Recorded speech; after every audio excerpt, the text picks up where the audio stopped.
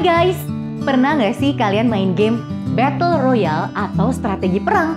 Atau mungkin MOBA kayak Mobile Legends atau Valorant gitu? Bayangin tim kalian lagi stuck di base lawan, musuh semakin kuat dan kalian mulai kehabisan resources. Apa yang bakal kalian lakuin? Panggil backup atau pakai ultimate skill? Nah, dalam dunia gaming kita butuh strategi dan senjata yang tepat untuk bisa menang. Dalam kehidupan rohani, kita juga punya senjata yang ampuh, yaitu doa. Doa bukan sekedar rutinitas, tapi senjata untuk berperang dan melawan kuasa kegelapan dan membawa perubahan di dunia ini. Hari ini kita akan belajar tentang Rebuild Your Mission, Prayer as a Weapon for Kingdom Impact. Sebelum kita lanjutkan, mari kita berdoa terlebih dahulu. Bapak yang baik, Bapak di dalam nama Tuhan Yesus, Tuhan terima kasih hari ini kami boleh berkumpul bersama.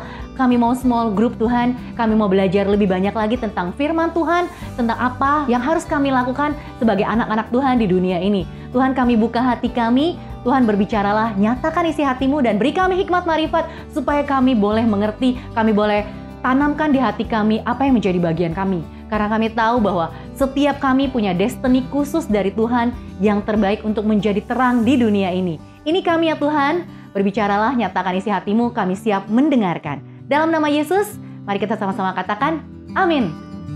Guys, misi Tuhan di dunia ini bukan cuma tugas pendeta atau misionaris. Ini tugas kita semua. Tapi kita nggak bisa menjalankan dengan kekuatan sendiri. Kita butuh power boost. Dan itu adalah doa. Coba kalian bayangin. Kalian ada di turnamen e-sport yang gede banget. Tim kalian udah latihan mati-matian. Tapi lawannya ternyata lebih kuat. Lalu tiba-tiba kalian dapat power boost atau strategi baru yang bikin kalian bisa menang. Nah, doa itu kayak power boost dalam kehidupan kita.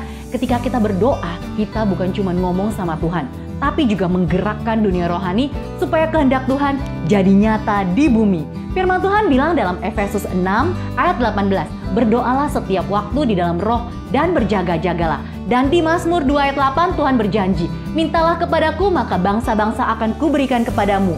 Doa bukan sekedar kata-kata, tapi senjata yang bisa mengubah hati manusia dan membuka pintu-pintu yang baru untuk misi Tuhan.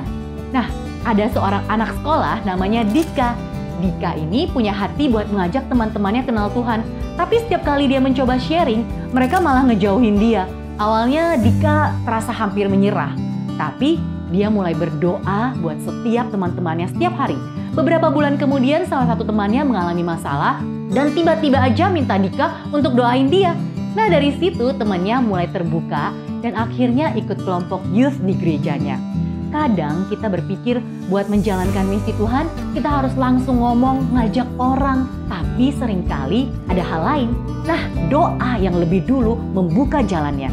Yuk, sekarang kita diskusi bersama ya. Silahkan diskusikan pertanyaan-pertanyaan berikut ini. Pertama, menurut kalian, kenapa doa bisa disebut sebagai senjata rohani?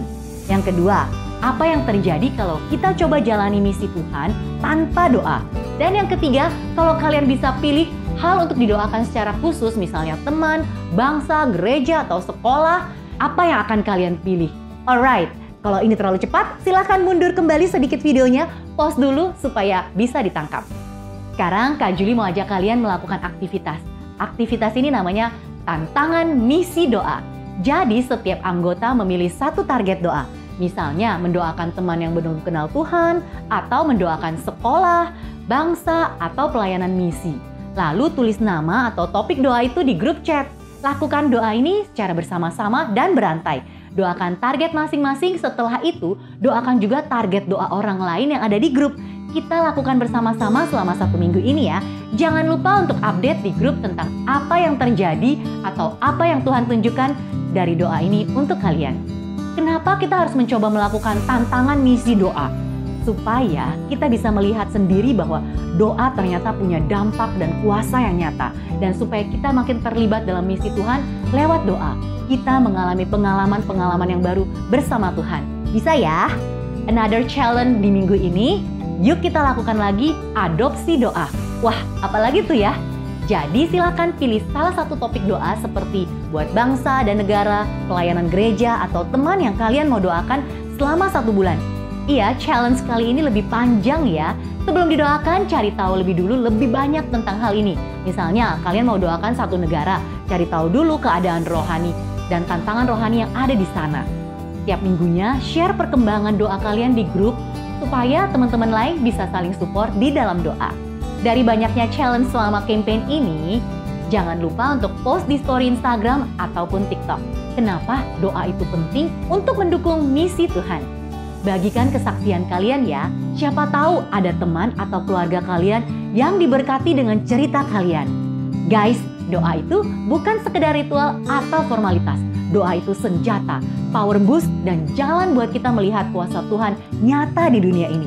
Jadi ayo kita bangun kebiasaan doa dan kita lihat bagaimana luar biasanya Tuhan bekerja. Kita alami dan kita sharingkan. That's all for today. Tuhan Yesus memberkati.